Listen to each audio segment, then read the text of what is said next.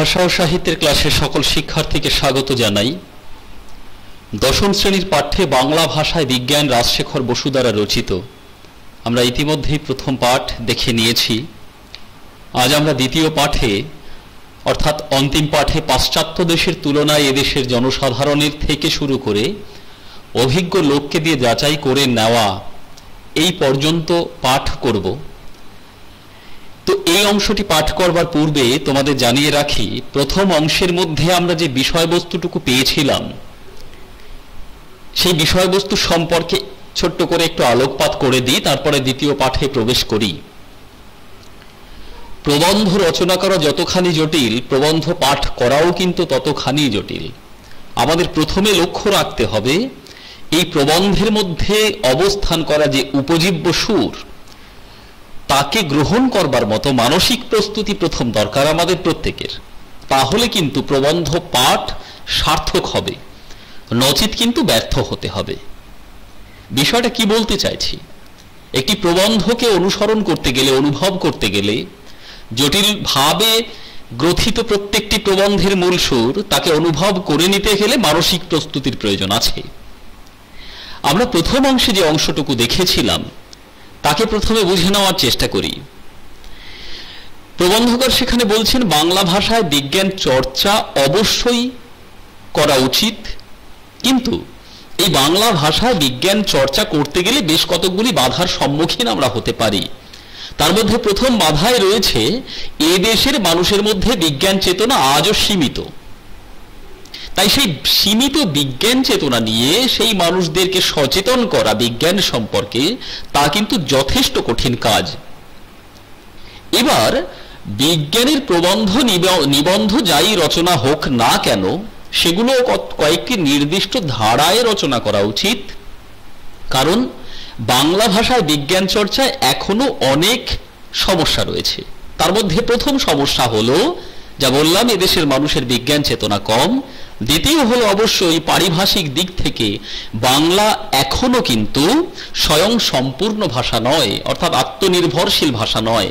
তাই বারে বারে এই ধরনের পারিভাষিক শব্দ তৈরি করতে গেলে তাকে অন্য শব্দের দিকে, অন্য ভাষার দিকে হাত বাড়াতে হয়। তাই প্রথমে অবশ্যই পারিভাষিক কমিটি তৈরি করা উচিত, এবং সেই পারিভাষিক কমিটি হতে হবে যথেষ্ট শক্তিশালী, সকলকে নিয়ে গড়ে উঠবে তা। তাহলেই কিন্তু আমাদের যে উদ্দেশ্য, সে উদ্দেশ্য সফল হবে। তবে এ প্রসঙ্গে প্রবন্ধকার কিন্তু কখনোই নঙর্থক মনোভাব প্রকাশ করেননি তার বাংলা ভাষায় বিজ্ঞান প্রবন্ধের মধ্যে। অর্থাৎ তিনি প্রতি মুহূর্তেই বলে গেছেন বাংলা ভাষায় বিজ্ঞান চর্চা সম্ভব, যদিও কাঠিন্যের সঙ্গে তাকে এগিয়ে নিয়ে চলতে হবে। আমরা প্রথম অংশের শেষ পর্যায় পর্যন্ত এই অংশটুকু দেখেছিলাম, এবং সেখানে একটা জায়গায় আমরা দেখেছিলাম পরিভাষা রচনা যেহেতু একজনের কাজ নয়, সেহেতু কলকাতা বিশ্ববিদ্যালয়ের একটি বঙ্গীয় সাহিত্য পরিষদ পারিভাষিক কমিটি তৈরি হয়েছিল। সেখানে অনেকে মিলে কাজ করবার ফলে তা কিন্তু যথেষ্ট সফল হয়েছিল। 1936 সালের কথা। দ্বিতীয় প্রসঙ্গে আমরা আসি, দ্বিতীয় পাঠে আমরা এবার আসি, যেখানে তিনি পাশ্চাত্য দেশের তুলনায় এদেশের জনসাধারণের এই জায়গা থেকে বলতে চাইছেন কি, তা আমরা ধারাবাহিকভাবে এবার দেখে নেব। পাশ্চাত্য দেশের তুলনায় এদেশের জনসাধারণের বৈজ্ঞানিক জ্ঞান নগণ্য, এটা তো সত্য, চিরন্তন সত্য, ধ্রুব সত্য। কারণ এদেশের এখনো অসংখ্য মানুষ বিজ্ঞান এবং পৌরাণিক অলৌকিক কাহিনীকে খুব সুন্দরভাবে মিশিয়ে ফেলতে জানে। কারণ কি? কারণ এদেশের মানুষদের মধ্যে আমরা তিনটি শ্রেণী দেখতে পাই। প্রবন্ধকার প্রথম অংশে বলেছেন দুটো শ্রেণীর কথা। কি কি? এক হচ্ছে যারা বিজ্ঞান সম্পর্কে সচেতন নয়, জানে না, ইংরেজি ভাষা পড়েনি, আর দ্বিতীয় হলো ইংরেজি ভাষা পড়েছে, জানে। আমি এখানে তোমাদের বোঝানোর স্বার্থে একটা ছোট্ট গল্প বলি। গল্পটা কেমন?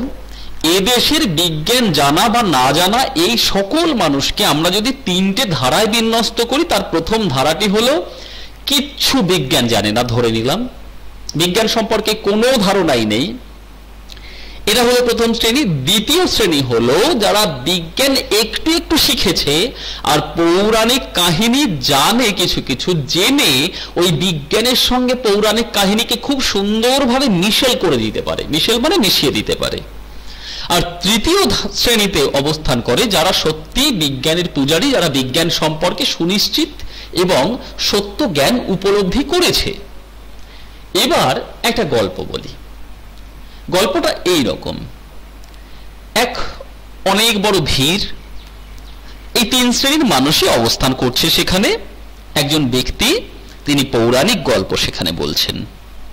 তো পৌরাণিক গল্পে তিনি বলছেন যে সুদূর প্রাচীন অতীতে পৌরাণিক কাহিনী অনুসারে আমরা জানতে পারি যে ঋষি অগস্ত্য তিনি ক্রুদ্ধ হয়ে সমুদ্রের জল এক গণ্ডূষে শুষে নিয়েছিলেন। কেমন? তো ঋষি অগস্ত্য সমুদ্রের জল খেয়ে ফেললেন, ভয়ঙ্কর ব্যাপার।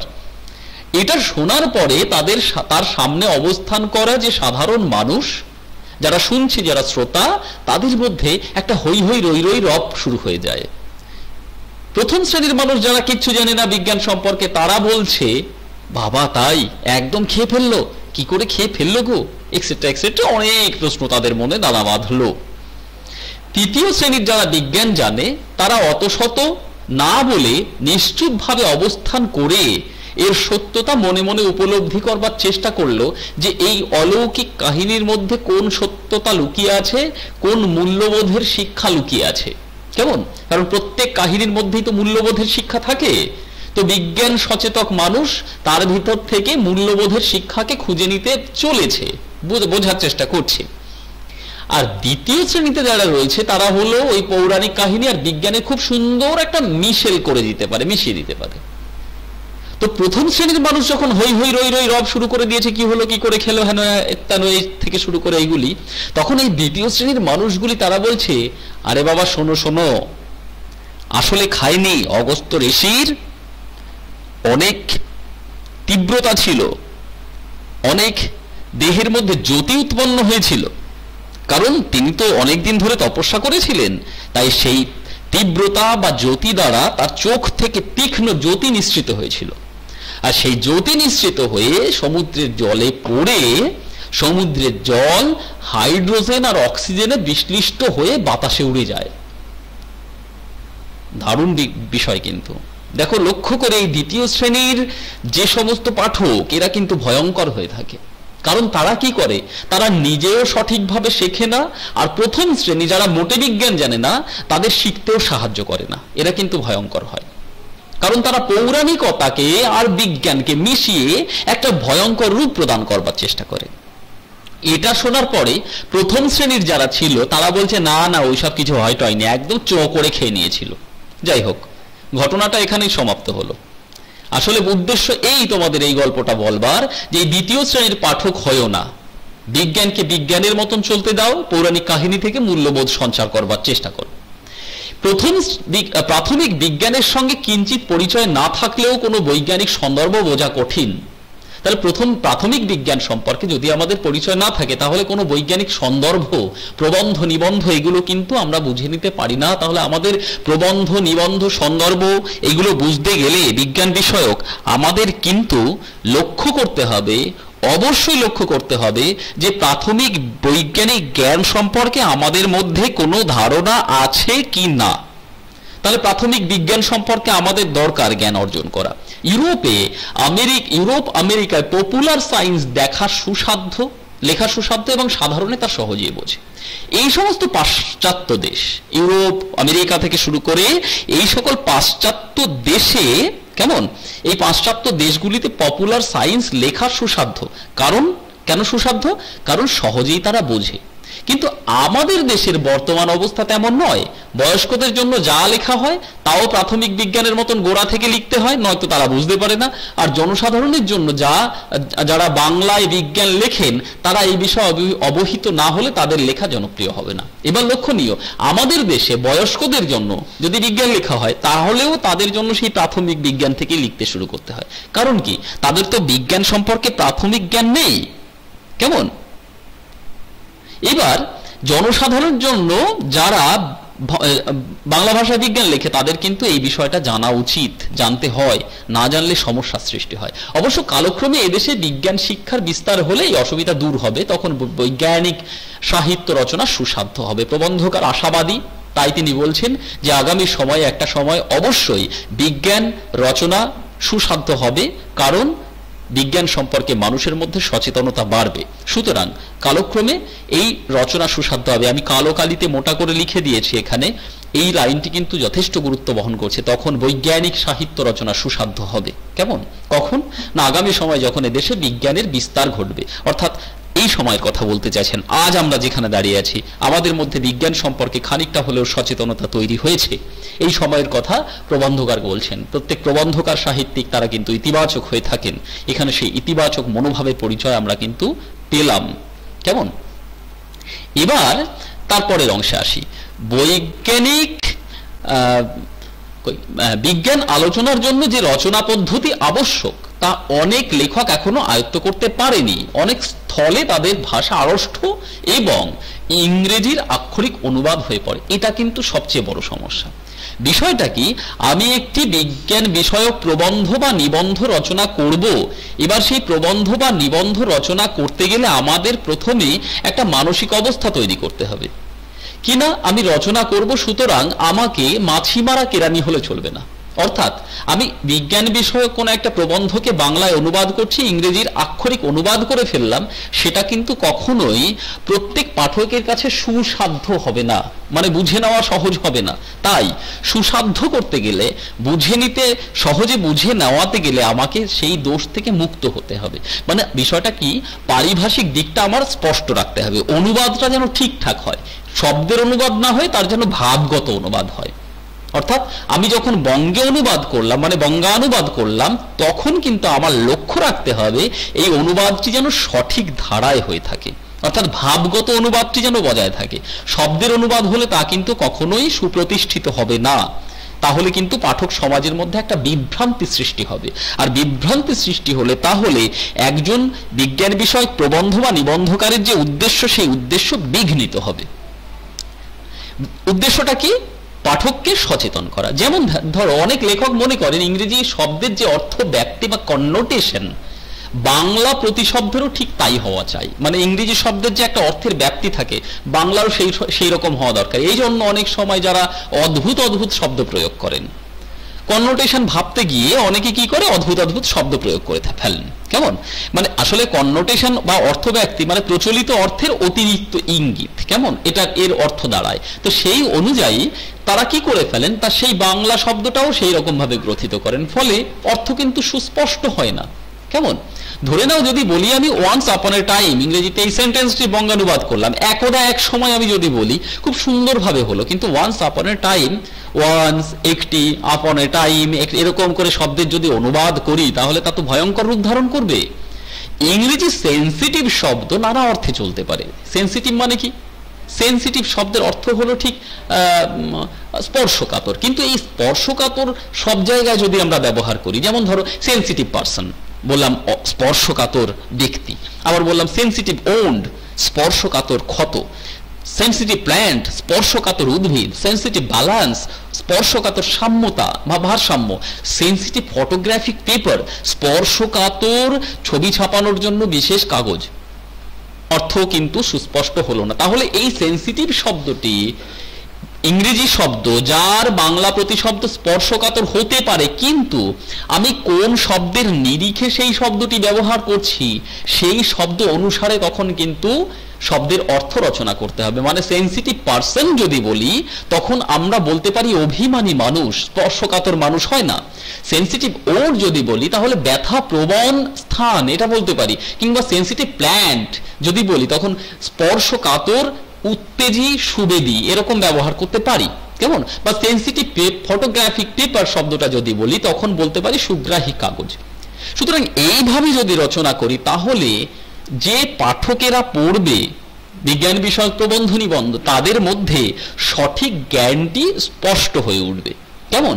বিষয়টা হলো ইংরেজি ভাষায় একরকম ভাবে ভাব প্রকাশের মাধ্যম, বাংলা ভাষায় ভাব প্রকাশের মাধ্যম, বা সংস্কৃত বা আরবি বা ফার্সি, তাদের তো পৃথক হতেই পারে। তাহলে সেই অনুসারে আমি কোন ভাষায় অনুবাদ করছি, সেই অনুসারে কিন্তু আমাদের এই অনুবাদটি করা প্রয়োজন। তাহলে সেই ভাষাভাষী মানুষ সেই রকম ভাবে সুন্দরভাবে বিজ্ঞান সংক্রান্ত এই সুরটি উপলব্ধি করতে পারবে, নচেত কিন্তু ব্যর্থতা। অনেক লেখক তাদের বক্তব্য ইংরেজিতে ভাবেন এবং যথাযথ বাংলায় অনুবাদ করবার চেষ্টা করেন। এটা কিন্তু খুব কঠিন। এতে রচনা উৎকট হয়, বাস্তবিকভাবে এতে কিন্তু রচনা উৎকট হয়। এই লাইনটি থেকে প্রশ্ন আসে, মোটা কালিতে লিখে দিয়েছি, লিখে নেবে। তাহলে কেন রচনা উৎকট হয়? অনেক প্রবন্ধকার তারা কি করেন, ইংরেজি ভাষায় ভাবেন, কেমন ইংরেজি ভাষায় ভাবেন আর যথাযথ বাংলায় অনুবাদ করবার চেষ্টা করেন। এবার এতে কি হয়, রচনা উৎকট হয়। যেমন ভাবে ধরো একটা সেন্টেন্সে বলা হচ্ছে, the atomic engine has not even reached the blue print stage. এবার এটাকে কঠিনভাবে অনুবাদ করবার চেষ্টা করলেন একজন প্রবন্ধকার। তিনি বলছেন, পরমাণু ইঞ্জিন নীল চিত্রের নকশাতে, ওই যে ব্লু প্রিন্ট লেখা আছে, লিখে দিল নীল চিত্রের নকশাতে বা অবস্থাতে পৌঁছতে পারেনি। কিন্তু কথাটা হলো, ব্লু প্রিন্ট শব্দের অর্থ কি আমাদের বুঝতে হবে। ব্লুপ্রিন্ট শব্দের অর্থ হলো একটা নকশা, ইঞ্জিনের নকশা, কেমন মানে যেটা আমি ধরে নিলাম একটা ব্লুপ্রিন্ট তৈরি করলাম। ব্লুপ্রিন্ট মানে হলো পূর্ব প্রস্তুতি, কাজটা সম্পূর্ণ করবার বা কাজে নামবার আগের একটা পূর্ব প্রস্তুতিকে বলা হয় ব্লুপ্রিন্ট, একটা নকশা প্রস্তুতিকে, কেমন। তো সেখানে দাঁড়িয়ে আমরা যখন বলবো, তাহলে আমরা যদি এই বাক্যটির অর্থ, অর্থাৎ the atomic engine has not even raised the blueprint stage, এই বাক্যটির অর্থ এইভাবে লিখি, পরমাণু ইঞ্জিন নীল চিত্রের অবস্থাতেও পৌঁছায়নি, এরকম লিখলে পরে তা কিন্তু বাংলা ভাষার প্রকৃতি বিরুদ্ধ হয়। তো বাংলা ভাষার প্রকৃতি বিরুদ্ধ এই শব্দটির অর্থটা কি দাঁড়ায়? আসলে প্রত্যেকটি ভাষার বাক্য গঠনের একটা নির্ধারিত রীতি বা পন্থা আছে, কেমন বাক্য গঠনের নির্দিষ্ট শর্ত থাকে, সেই শর্ত লঙ্ঘিত হয়। পাশাপাশি ভাবগত দিক থেকে এই বাক্যটির অর্থ অনুভব করাটা আমাদের পক্ষে সম্ভবপর হয়ে দাঁড়ায় না। তখন কিন্তু একজন পাঠক হিসেবে আমরা এই বাক্যটির অর্থকে হৃদয়ঙ্গম করতে পারি না, মানে বুঝে উঠতে পারি না। তাহলে এর বদলে আমরা যদি লিখি, একজন প্রবন্ধকার যখন যদি লেখেন যে পরমাণু ইঞ্জিনের নকশা পর্যন্ত এখনো প্রস্তুত হয়নি, আসলে বিষয়টা ব্লুপ্রিন্ট শব্দের অর্থ এখানে যদি আমরা নকশা বা চিত্র এই রূপে প্রকাশ করি, তাহলে কিন্তু বাক্যটি অনেকটা সুগম হয়ে দাঁড়ায় আমাদের দ্বারা। তা না হলে আমাদের পক্ষে তা অনুভব করা দুর্গম হয়ে দাঁড়ায়, কেমন। আবার ঠিক একই রকম ভাবে আরেকটি বাক্যকে আমরা গ্রহণ করি, যদি when sulfur burns in air the nitrogen does not take part in the reaction, এই বাক্যটির অর্থ যদি লিখি, যখন গন্ধ খাওয়ায় পড়ে তখন নাইট্রোজেন প্রতিক্রিয়ায় অংশগ্রহণ করে না, এই রকম বাক্য যদি লিখি তাহলে কিন্তু বড়ই জটিল হয়ে দাঁড়ায়। যে হাওয়ায় পড়ে, গন্ধক কি করে হাওয়ায় পড়ে, এই প্রশ্ন এসে খাড়া হয় তখন সামনে। তার বদলে আমরা যদি তখন লিখি যে গন্ধক যখন হাওয়ায় উবে যেতে থাকে তখন নাইট্রোজেন কোনো রকম পরিবর্তন হয় না, বা নাইট্রোজেনের কোনো রকম পরিবর্তন হয় না। এটা যদি লিখি তাহলে কিন্তু বাংলা ভাষার যে মান সেটা বজায় থাকে, যে প্রকৃতি সেটাও কিন্তু বজায় থাকে। সুতরাং আসলে প্রবন্ধকার বলতে চাইছেন যে অনুবাদ যখন হবে তখন অনুবাদ করা কিংবা যখন একটি বিজ্ঞান বিষয়ক প্রবন্ধ বা নিবন্ধ হতে শুরু করবে বাংলা ভাষাকে বা কোনো ভাষাকে অবলম্বন করে, সেই ভাষার যে আন্তরিক আবেদন, সেই আবেদনটি যেন অবস্থান করে, তাহলে কি হবে, পাঠক শ্রেণীর পক্ষে তা হৃদয়ঙ্গম করা, বুঝে নেওয়াটা অত্যন্ত সহজ সাধ্য হয়ে দাঁড়াবে। ঠিক আছে, এবার এর পরবর্তী অংশে আমরা দেখতে পাচ্ছি প্রবন্ধকার আরো একটা জায়গা ছুঁয়ে যেতে চাইছেন এই প্রবন্ধের মধ্যে। অনেকে মনে করেন পারিভাষিক শব্দ বাদ দিয়ে বক্তব্য প্রকাশ করলে রচনা সহজ হয়, কিন্তু এ কথা সঠিক নয়, এ ধারণা পুরোপুরি ঠিক নয়। লাইনটা যথেষ্ট গুরুত্ব বহন করছে বলে মোটা কালিতে দিয়ে দিয়েছি, লিখে নিও। স্থান বিশেষে পারিভাষিক শব্দ বাদ দেওয়া চলে, কিন্তু সবসময় পারিভাষিক শব্দ বাদ দিলেও চলে না। যেমন ধরে নাও অমেরুদণ্ডী, এই শব্দটির বদলে আমরা যদি কোথাও লিখি যে যেসব জন্তু শিরদাঁড়া নেই, কেমন এই শিরদাঁড়া নেই শব্দটা যদি ব্যবহার করি তাহলে কিন্তু খুব একটা অন্যায় হয় না, তখন কিন্তু অর্থ প্রকাশ পায়। কিন্তু আবার কোথাও কোথাও আমরা যদি আলোক তরঙ্গ ধরে নাও এই শব্দটি ব্যবহার না করে আমরা লিখে বসি আলোর কাঁপন বা নাচন, কারণ তরঙ্গ মানে কাঁপন বা নাচন লেখা যেতে পারে, স্রোত লেখা যেতে পারে। তো যদি বলে আলোর স্রোত কিংবা আলোর কাঁপন কিংবা আলোর নাচন, তখন কিন্তু আলোক তরঙ্গ এই শব্দটির যে আন্তরিক অর্থ, যে আবেদন, তা লঙ্ঘিত হয়। সুতরাং সব জায়গায় কিন্তু পারিভাষিক শব্দ প্রকাশ করলেও হবে না, আবার সব জায়গা থেকে পারিভাষিক শব্দ বাদ দিলেও চলবে না। আমাদের লক্ষ্য রাখতে হবে পারিভাষিক শব্দ কোন জায়গায় দিলে অর্থটি পরিপূর্ণ হবে, পাঠকের দরবারে গিয়ে সহজভাবে পৌঁছবে, আর কোন জায়গাগুলোয় এই পারিভাষিক শব্দ বাদ দিলেও পাঠক সহজে বুঝতে সমর্থ হবে। এই জায়গা কিন্তু আমাদের অবশ্যই মনে রাখতে হবে, এবং একজন আসলে প্রবন্ধকারকে মনে রাখতে হবে, কারণ আমরা তো পাঠক, তো প্রবন্ধকারে সেটা মনে রাখতে হবে। সেই রকমভাবে সে মতোভাবেই কিন্তু তাকে প্রবন্ধ রচনা করতে হবে। এবার পরিভাষার উদ্দেশ্য ভাষার সংক্ষেপ, অর্থ এবং অর্থ সুনির্দিষ্ট করা। তাহলে পরিভাষার প্রধান উদ্দেশ্য কি? একটা ভাষার সংক্ষেপ, ভাষাকে সংক্ষেপে এবং তার অর্থকে সুনির্দিষ্ট করে তোলা। কেমন? যেমন যদি বলি অ্যাডজর্নমেন্ট সিন ডাইন, এই শব্দটা যদি বলি, ইংরেজিতে বলা হচ্ছে অ্যাডজর্নমেন্ট সিন ডাইন, স্থগিত। যেমন এই যে আমরা প্রথমের দিকে যখন এই করোনা পরিস্থিতি যখন হলো, তখন অনির্দিষ্টকালের জন্য একটা স্থগিত করে রাখা হলো, যে যবে দেখা যাবে সুস্থতা আসবে তখন স্কুল কলেজে সব খুলবে। তার পরবর্তী সময় কি হলো? একটা নির্ধারিত সময়, একটা স্টেপ বাই স্টেপ এগুলোকে বাড়িয়ে দেওয়া হলো। তাহলে অ্যাডজর্নমেন্ট সিন টাইম মানে হচ্ছে অনির্দিষ্টকাল পর্যন্ত স্থগিত করা, মানে থামিয়ে দেওয়া। এবার অ্যাডজর্নমেন্ট সিন ডাই এই বাক্যাংশটির আমরা যদি শব্দকে অবলম্বন করে তার অর্থকে নিশ্চিত করতে যাই, তাহলে তো অবস্থা বড় জটিল হয়ে দাঁড়াবে। মানে আমাদের পক্ষে তা হৃদয়ঙ্গম করা সহজ হবে না, কঠিন হবে। তাই ভাষাকে সংক্ষেপে আর অর্থকে সুনিশ্চিত করার জন্য পরিভাষা ব্যবহার করা হয়ে থাকে। ঠিক আছে? এবার যদি বারবার কোনো বিষয়ের বর্ণনা দিতে হয়, তবে অনর্থক কথা বেড়ে যায়, তাতে পাঠকের অসুবিধা হয়। কারণ পাঠকের দিকে আমাদের নজর রাখতে হবে, একজন প্রবন্ধকারের নজর রাখতে হয় আমাদের পাঠকের দিকে, যে পাঠকেরা আমরা সহজে একটা প্রবন্ধকে বুঝে নিতে পারি। কারণ প্রবন্ধ তো অনেক কথা বলে, অনেক জ্ঞানগর্ভ উক্তি এবং তার সঙ্গে অনেক জ্ঞানগর্ভ পথের নির্দেশ দেয়। তো সেখানে দাঁড়িয়ে যদি অপ্রাসঙ্গিক বিষয় চলে আসে, তা কিন্তু পাঠকের জন্য, আমাদের জন্য শ্রুতি গ্রাহ্যকর এবং সময় যাপনের পক্ষে তা জটিল হয়ে দাঁড়ায়। তাই একজন প্রবন্ধকারের অবশ্যই অবলম্বন করতে হবে এই যে স্বল্প কথায় কঠিন বিষয়টিকে আমাদের সামনে, পাঠকের সামনে সহজ করে তুলে ধরা। সাধারণের জন্য যে বৈজ্ঞানিক সন্দর্ভ লেখা হয়, তাতে অল্প পরিচিত পারিভাষিক শব্দের প্রথমবার প্রয়োগের সময় তার ব্যাখ্যা এবং স্থল বিশেষ ইংরেজি নাম দেওয়া আবশ্যক। এটা কিন্তু খুব ইম্পর্টেন্ট একটা জায়গা। যখন বৈজ্ঞানিক সন্দর্ভ এবং প্রবন্ধ একজন প্রবন্ধকার লিখবেন, তার প্রথম কাজটা হয় কি, এক একটি বিশেষ শব্দ, যে শব্দের পারিভাষিক শব্দ ব্যবহার করে তার পাশে ইংরেজি নামটা দিলাম, একজন প্রবন্ধকার লিখে দিলেন পাঠকের সুবিধার্থে, আমাদের সুবিধার্থে। আর তার পাশে আমরা অক্সিজেন না লিখে যদি বলি প্রাণ ধারণকারী বায়ু, তাহলে আমাদের বুঝতে সমর্থ হবে, হ্যাঁ, প্রাণ ধারণকারী বায়ু মানে হলো অক্সিজেন। তাহলে প্রথমবার এটা লিখে দেওয়া যায়, কিন্তু পরে শুধু বাংলা পারিভাষিক শব্দটি দিলেই চলবে। তার পরবর্তী সময় আমাদের আর অক্সিজেন লিখে দেওয়ার দরকার নেই, তখন কিন্তু প্রবন্ধকার শুধুমাত্র প্রাণ ধারণকারী শ্বাসবায়ুও বলে দিতে পারে।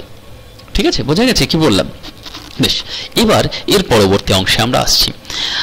বিষয়টা হলো, এই প্রবন্ধ রচনার ক্ষেত্রে যে বিষয়গুলি অবলম্বন করা হয়ে থাকে, তার মধ্যে একটা বিশেষ দিক হলো,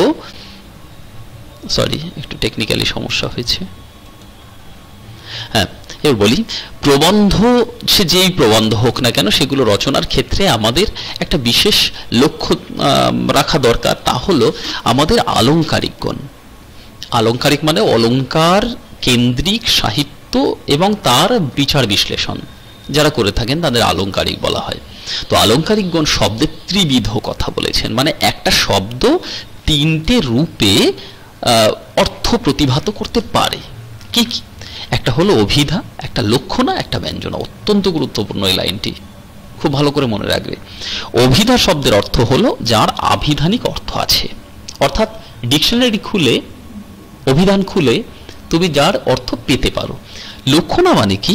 এবার লক্ষণা হলো শব্দের মূল অর্থের সঙ্গে সম্বন্ধযুক্ত অন্য অর্থ, প্রাসঙ্গিকভাবে অন্য অর্থকেও নেবে। অর্থাৎ বিষয়টা দাঁড়ায় কি, শব্দের লক্ষিত অর্থের ব্যাপ্তি। একটা শব্দের তো নির্দিষ্ট অর্থ থাকে, তার ব্যাপ্তি যখন হয় তখন সেটা লক্ষণা। এবার এই দুই বিষয়কে অতিক্রম করে যখন কোনো একটি শব্দ অন্য কোনো বিষয়ের প্রতি ইঙ্গিত দেয়, তখন তাকে বলে ব্যঞ্জনা। যেমন ধরো আমি তোমায় বললাম যে দেশ। দেশ মানে কি জানি আমরা? দেশ মানে আমরা জানি একটা ভূখণ্ড যার সীমারেখা আছে, চারদিকে ঘেরা, যার নির্দিষ্ট একটা সাংবিধানিক রীতি আছে, যে যে যার মধ্যে অনেক পাহাড় পর্বত এক্সেট্রা এক্সেট্রা এইসব আছে, তার নির্দিষ্ট অক্ষাংশ দ্রাঘিমাংশ আছে, এইসব নিয়ে একটা দেশ। তাহলে আমরা যদি প্রথম বলি দেশ, তাহলে এটা আমি বুঝলাম যার প্রাণ নেই, কিন্তু তাহলে অভিধা দেশ শব্দের অর্থ। এবার পরের শব্দে আমি বললাম যে দেশের লজ্জা। তখন কি একটা ভূখণ্ডের লজ্জা হয় নাকি? না, তখন দেশের লজ্জা, দেশ শব্দের অর্থ তখন কিন্তু এই দেশ থেকে ব্যপ্ত হয়ে গেল। তখন এই দেশ মানে ভূখণ্ড, আর এই দেশের অর্থ তখন হয়ে দাঁড়ালো সেই ভূখণ্ডে অবস্থানকারী মানুষজন, তাই না? তাহলে সেই মানুষজনের লজ্জার কথা। যেমন ধরো এর সঙ্গে আমরা আরেকটা শব্দ যুক্ত করে দিই, ভারত ধরে নাও। আমি বললাম ভারত একটি দেশ, ভালো কথা, ভারত মানে আমি বুঝলাম তখন একটা দেশ। এবার পরের বাক্যে বললাম ভারতের গর্ব। তো ভারতের গর্ব মানে কি? তখন দেশের গর্ব না দেশবাসীর গর্ব? তখন ভারতে মানে দেশে অবস্থান করা অসংখ্য মানুষের কথা বুঝলাম, এটা তখন হয়ে গেল লক্ষণা। কেমন? আবার একই রকম ভাবে আমরা এই দুটো অর্থকে অতিক্রম করে আমরা যখন ব্যঞ্জনার ক্ষেত্রে এলাম, এই ব্যঞ্জনায় কি হলো? ব্যঞ্জনা ব্যাপারটা কেমন? ধরে নাও প্রবন্ধ। আমি তোমাদের প্রথম থেকেই বলছি প্রবন্ধ মানে একটু জটিল, পাঁচটা গল্পের মতো নয়। গল্প বড় সহজ প্রকৃতির হয়ে থাকে, তার নির্দিষ্ট একটা কোনো অভিমুখ তেমন ভাবে থাকে না, কিন্তু খুব সুন্দরভাবে ছন্দবদ্ধভাবে কোনো একটা ঘটনাকে উল্লেখ করবার চেষ্টা করে। আর ছন্দবদ্ধ নয় যে প্রবন্ধ তা নয়, তার ছন্দবদ্ধতা আরো দৃঢ় এবং একমুখী। কেমন? সুতরাং প্রবন্ধের ক্ষেত্রে আমাদের নজর রাখতে হবে, আমাদের শিখে নিতে হবে, বুঝে নিতে হবে, এবং অসংখ্য জ্ঞানগর্ভ কথা সেখানে অবস্থান করবে। সুতরাং হালকাভাবে গ্রহণ করলে চলবে না। কেমন? এইবার এত বার ভুলে গেছো যে হ্যাঁ মন দিয়ে শুনতে হবে, গালে হাত দিয়ে ভাবছো হ্যাঁ কবে স্কুল খুলবে, কবে স্কুলে যাব, আবার সেই আগের মতন ক্লাস হবে, এই সব এক্সেট্রা এক্সেট্রা আকাশ পাতাল ভাবছো বসে বসে। তাহলে কি হলো? আমি তোমাদের বারবার অনুরোধ করেছিলাম প্রবন্ধটি অনুসরণ করো, সুন্দরভাবে দেখো, বারবার শোনো। এই যে বারবার তোমাদের কাছে আবেদন রাখলাম, কিন্তু সেই আবেদন কাজে লাগলো না। তোমরা কি করলে? না শুনে গালে হাত দিয়ে ভাবতে শুরু করে দিলে কখন স্কুল খুলবে, কবে ঘুরতে যাবো, এক্সেট্রা এক্সেট্রা। তাহলে আমার যে তোমাদের প্রতি আবেদন, সে আবেদনটা কি হলো? লঙ্ঘিত হয়ে গেল। তো তা কি ফলপ্রদ হলো নাকি? না। তাহলে আমাদের আবেদনটি তখন হয়ে গেল অরণ্যে রোদন, মানে হলো নিষ্ফল হয়ে গেল আবেদন। কেমন? তাহলে অরণ্যে রোদন এই শব্দটির অর্থ হলো নিষ্ফল খেদ বা আবেদন। তাই অরণ্যরোদন শব্দের মানে কি বনে বনে কান্নাকাটি করে বেড়ানো নাকি? তা আমি কি বনে বনে কান্নাকাটি করে বেরিয়েছি? না, আমি তো তোমাদের কাছে বলেছি ভালো করে শোনো। তা সেটা আমার লঙ্ঘিত হয়ে গেল, অর্থ দাঁড়ালো তখন নিষ্ফল আবেদন এই শব্দটির। তখন দেখো লক্ষ্য করে এর আভিধানিক অর্থ এ কিন্তু অতিক্রম করে গেল, মানে নেই আর আভিধানিক অর্থ। লক্ষ্য না, তাও নেই। তাহলে কি দাঁড়ালো? একটি ব্যঞ্জনাপূর্ণ অর্থ এখানে প্রকাশ পেল, নিষ্ফল খেদ। কিন্তু আমি জাস্ট শুধুমাত্র তোমাদের একটা উদাহরণ দেওয়ার স্বার্থে এখানে এই কথাগুলো বললাম। তোমরা নিশ্চিতভাবে খুব সুন্দরভাবে শুনছো, আমি জানি। কেমন? যাই হোক, তাহলে অভিধা লক্ষণা ব্যঞ্জনা নিশ্চয়ই বুঝতে পেরেছো। তা সত্ত্বেও যদি মনে হয় তাহলে আমি উত্তর প্রকাশ করে দেওয়ার চেষ্টা করব পরের কোনো ক্লাসে। সাধারণ সাহিত্যে লক্ষণা এবং ব্যঞ্জনা এবং উৎপ্রেক্ষা অতিশয়োক্তি প্রভৃতি অলঙ্কারের সার্থক প্রয়োগ হতে পারে। এবার কথাটা হলো সাধারণ সাহিত্য যখন হয়, সাহিত্যের ক্ষেত্রে এই সমস্ত অলঙ্কারাদির ব্যবহার চলতে পারে। অলঙ্কার হলো সাহিত্যকে সুন্দর করে তোলার জন্য যে সমস্ত বিষয়গুলো অবলম্বন করা হয়ে থাকে, শব্দের গ্রন্থন থেকে শুরু করে সমস্ত কিছু। কেমন? যেমন আমরা আমাদের দেহকে অলঙ্কৃত করবার জন্য বিভিন্ন ধরনের অলঙ্কার পড়ে থাকি, তাই না? তখন আমাদের সুন্দর করবার জন্য। ঠিক তেমনি একজন সাহিত্যিক তাদের সাহিত্য দেহকে সুন্দর করে তোলার জন্য এই অলঙ্কারগুলো প্রয়োগ করে থাকেন। অসংখ্য অলঙ্কার আছে, উপমা, রূপক, উৎপ্রেক্ষা, অপনহুতি, ব্যঞ্জনা থেকে অতিশয়োক্তি, এই সমস্ত অসংখ্য অলঙ্কার আছে। তোমরা উঁচু ক্লাসে উঠে শিখবে। কেমন? উপমার কিছু কিছু প্রয়োগ বৈজ্ঞানিক প্রবন্ধ হতে পারে, রূপকও চলতে পারে, কিন্তু এগুলো কিন্তু মোটে চলবে না। ব্যঞ্জনা, উৎপ্রেক্ষা এগুলো মোটে চলবে না। কেন চলবে না? আমরা একে বিজ্ঞান বুঝি না, আবার তার মধ্যে যদি উৎপ্রেক্ষা, ব্যঞ্জনা, অতিশয়োক্তি এইসব থাকে আমরা মোটেই বুঝবো না। তাই প্রবন্ধকার বলছেন ওইসব না বলে সহজ সরল ভাষায় লিখতে হবে প্রবন্ধ। প্রবন্ধকারদের উদ্দেশ্যে প্রবন্ধকার এই নির্দেশ দিচ্ছেন, এই অর্থ প্রকাশ করছেন যে তোমরা যদি প্রবন্ধ লিখতেই চাও বিজ্ঞান বিষয়ক, তাহলে অলঙ্কার বর্জন করে লেখো। তুলনা হিসেবে কি বলছেন? যদি বলা হয় হিমালয় যেন পৃথিবীর মানদণ্ড, এটা কালিদাস বলেছিলেন একটি কাব্যের মধ্যে। তো এই উক্তি কাব্যের পক্ষে উপযুক্ত। কেমন? আসলে বিষয়টা কি, সংস্কৃতে একজন বিখ্যাত কবি হলেন কবি কালিদাস। কেমন? রাজা বিক্রমাদিত্যের রাজসভায় নবরত্নের অন্যতম ছিলেন তিনি। যেমন অভিজ্ঞান, শকুন্তলা, মেঘদূতম কিংবা কুমার সম্ভব, এই সমস্ত কাব্য তিনি রচনা করেছিলেন। এই সকল কাব্যের মধ্যে তিনি এই ধরনের বাক্য ব্যবহার করতে পারতেন যে হিমালয় হলো পৃথিবীর মানদণ্ড, কিন্তু কথাটি হলো সেটা কাব্যের ক্ষেত্রেই প্রকাশ করা যেতে পারে বা প্রয়োগ করা যেতে পারে। উল্টে আমরা যদি কোনো প্রবন্ধ নিবন্ধের ক্ষেত্রে, বিজ্ঞান বিষয়ক কিংবা ভূগোলের ক্ষেত্রে এই বাক্যটি লিখি, তাহলে কিন্তু তা অর্থহীন হয়ে দাঁড়াবে। কেন অর্থহীন হবে একটু বলে দিই। ধরে নাও ভূগোলের ক্ষেত্রে লেখা হলো হিমালয় পৃথিবীর মানদণ্ড, তাহলে হিমালয় উঁচু বলে মানদণ্ড, তো নিচু বলে মানদণ্ড কিছু হবে না। তখন কিন্তু চিৎকার করে উঠবে প্রশান্ত মহাসাগরের নিচে লুকিয়ে থাকা মারিয়ানা স্ট্রেঞ্জ, বলবে আমিও তো অনেক নিচে অবস্থান করছি, আমিও তো শ্রেষ্ঠ, তাহলে আমি কেন মানদণ্ড নই? সাহারা কি চুপ করে থাকবে? মানে এত বড় মরুভূমি, আমিও মানদণ্ড। আলাস্কা রেঞ্জ, সেও চিৎকার করে উঠবে আমিও মানদণ্ড। অদ্ভুত ব্যাপার, তখন তো টানাটানি পড়ে যাবে, সমস্যার সৃষ্টি হবে। তাই ভূগোলের ক্ষেত্রে কথাটি উপযুক্ত নয়, কাব্যের ক্ষেত্রে উপযুক্ত হতে পারে। তাই প্রবন্ধকার বলছেন এই কারণে প্রবন্ধের ভাষা সহজ সরল হওয়া দরকার, বিজ্ঞান বিষয়ক প্রবন্ধের ভাষা। আসলে এটা সবাইকে মনে রাখতে হবে, তোমরাও এটা মনে রাখো, এই কথাটি সকল লেখকেরই মনে রাখা উচিত। এই লাইনটি খুবই গুরুত্বপূর্ণ, এই লাইনটি থেকে প্রশ্ন হতে পারে, এটা তোমাদেরও মনে রাখা উচিত। ঠিক আছে, বেশ। এরপরে আসি, বাংলা বৈজ্ঞানিক প্রবন্ধাদিতে আর একটা দোষ প্রায় নজরে পড়ে, এটাও কিন্তু মনে রেখো, এটা ভুলে গেলে চলবে না। কি দোষ? অল্প বিদ্যা ভয়ঙ্করী। এ তো শুধু প্রবন্ধ কেন, সাহিত্যের যে কোনো ক্ষেত্রেই কেমন অল্প বিদ্যা ভয়ঙ্করী, মানে যে কম জানে সে বেশি বলে, এটা তো জানো। ফলে বেশি বলতে গেলে তার কি করতে হয়? মিথ্যার আশ্রয় নিতে হয়। আর মিথ্যা আশ্রয় নিলে কি হয়? যারা শিখছে তার কাছ থেকে তারাও মিথ্যে শেখে, আর মিথ্যা বা ভুল শিখলে কি হয়? তারা পরবর্তী জেনারেশনকে ভুল শেখায়, এইভাবে সমাজ পিছিয়ে পড়তে থাকে। তার থেকে বরঞ্চ প্রবন্ধ নিবন্ধ লেখার সময়ে একজন প্রবন্ধকারের উচিত অবশ্যই সঠিকভাবে লিখতে। কেমন? কিছুদিন আগে যেমনভাবে প্রবন্ধকার একটা উদাহরণ দিয়েছেন যে অক্সিজেন বা হাইড্রোজেন স্বাস্থ্যকর নয় বলে বৈজ্ঞানিক যুক্তি নেই, এটা কেউ একজন লিখেছিলেন এবং জীবের পক্ষে বেঁচে থাকার অপরিহার্য অঙ্গ মাত্র, তাই ওজোন গ্যাস স্বাস্থ্যকর। তাহলে ওজোন গ্যাস আমাদের গ্রহণ করতে হবে। কি হবে তাহলে? বুঝতেই পারছো, উড়ে উড়ে চাঁদে চলে যেতে পারবো ওজোন গ্যাস যদি গ্রহণ করতে শুরু করি। মজার ব্যাপার। তো এইরকম যদি বিজ্ঞান বিষয়ক প্রবন্ধ লেখে, তো আমরা পাঠক, আমাদের পক্ষে তা কিন্তু ভয়ঙ্কর হয়ে উঠবে, কারণ আমরা তো কিছু জানি না, আমাদের যা শেখাবে আমরা তাই বলে দেবো। তখন কি হবে? ভুলে ভরা একটা বিজ্ঞান সংক্রান্ত জ্ঞান আমাদের সামনে এসে পৌঁছবে, আর আমরা তা শিখে সমাজকে পিছিয়ে দেবো। তাই প্রবন্ধকার বলছে এইরকম ভুল লেখা সাধারণ পাঠকের পক্ষে অনিষ্টকর। তাই কি করা উচিত? সম্পাদকের উচিত অবিখ্যাত লেখকদের রচনার, বৈজ্ঞানিক রচনার প্রকাশের আগে অভিজ্ঞ লোককে দিয়ে যাচাই করে নেওয়া। তাই লেখক এই সিদ্ধান্তে আসছেন, এই নির্দেশ দিচ্ছেন, তাই তখন কি করা উচিত? প্রত্যেক সম্পাদকের উচিত অবিখ্যাত লেখকের বৈজ্ঞানিক রচনা প্রকাশের আগে একজন অভিজ্ঞ প্রবন্ধকারকে দিয়ে তা যাচাই করে নেওয়া উচিত। আসলে সামগ্রিকভাবে আমরা যদি প্রবন্ধটিকে একবার অনুবীক্ষণ যন্ত্রের নিচে রেখে দেখার চেষ্টা করি, তখন দেখতে পাই সামগ্রিকভাবে যে আসলে বলতে চাইছেন কি প্রবন্ধকার প্রবন্ধের মধ্যে।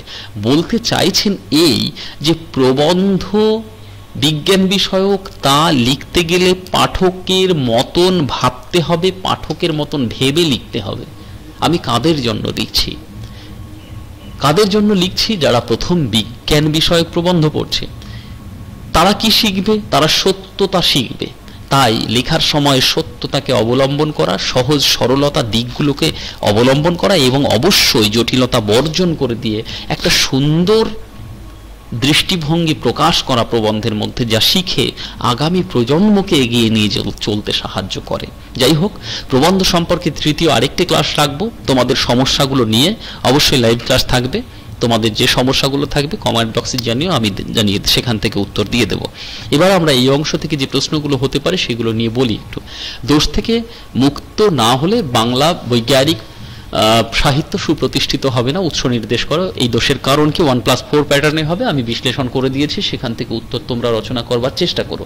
তা সত্ত্বেও আমি বললাম যদি সমস্যা থাকে নিশ্চয়ই জানাতে ভুলো না কমেন্ট বক্সে, আমি সেখান থেকে দেখে নেব। আমি আগামী সময় যখন লাইভ ক্লাস করব তখন সেখানে উত্তর দিয়ে দেবো। দ্বিতীয়, তখন বৈজ্ঞানিক সাহিত্য রচনা সুসাধ্য হবে। কিভাবে সুসাধ্য হবে বলে প্রবন্ধকারের মনে হয়েছে? সপ্রসঙ্গ লিখতে হবে। 5 নম্বরের প্রশ্ন হতে পারে। এতে রচনা উৎকট হয়। রচনা উৎকট হয় কেন? 2 নম্বরের রেসপেক্টে লিখো। এই ধারণা পুরোপুরি সঠিক ঠিক নয়, কোন প্রসঙ্গে প্রবন্ধকারে কথা বলেছেন এটাও 2 নম্বরের মতন করে লিখো। আমাদের আলংকারিকগণ শব্দের ত্রিবিধ কথা বলেছেন, অত্যন্ত গুরুত্বপূর্ণ প্রশ্ন। এই ত্রিবিধ কথা কি, এবং তার সঙ্গে এর সঙ্গে সঙ্গে আরেকটু সংযোগ করে দিয়ে এই ত্রিবিধ কথাটি কি, এই ত্রিবিধ কথা সম্পর্কে বিশ্লেষণ দাও। কেমন 1+4 এই প্যাটার্নের হতে পারে, বা 2+3 এই প্যাটার্নের, সেই রকমভাবে 5-এর দাগের প্রশ্নটা অবশ্যই লিখবে, অত্যন্ত গুরুত্ব বহন করছে। এই কথাটি সকল লেখকেরই মনে রাখা উচিত, কোন প্রসঙ্গে কথা বলা হয়েছে, কোন কথা প্রসঙ্গে, সপ্রসঙ্গ ব্যাখ্যা করো, 5 নম্বরের হতে পারে। কেমন বাংলা বৈজ্ঞানিক প্রবন্ধাদিতে আরেকটা দোষ প্রায় নজরে পড়ে, কোন প্রসঙ্গে কথা বলা হয়েছে। কেমন ওই যে অল্পবিদ্যা ভয়ঙ্কর, সুতরাং মনে রাখতে হবে, সেই রকমভাবে আমরা উত্তর লিপিবদ্ধ করব। কেমন যাই হোক, আমরা প্রথম দ্বিতীয় দুটো ক্লাস সম্পন্ন করলাম, প্রবন্ধটির শেষ পর্যায়ে আমরা চলে এসেছি। তোমরা এইভাবে ক্লাসগুলি দেখতে থাকো, এবং অবশ্যই আরেকটা কথা সংযোগ করে দিই, যদি মনে হবে, যেটা এর আগেও বললাম, মনে হবে যে জায়গাগুলো মনে হয়েছে আর একটু বিশ্লেষণ করে দিলে ভালো হয়, অবশ্যই জানাতে ভুলো না কমেন্ট বক্সে। আগামী সময় কোনো লাইভ ক্লাসে আমি অবশ্যই সেগুলোর সমাধান করে দেব। সকলকে ধন্যবাদ, এভাবেই ক্লাসের সঙ্গে জুড়ে থাকো।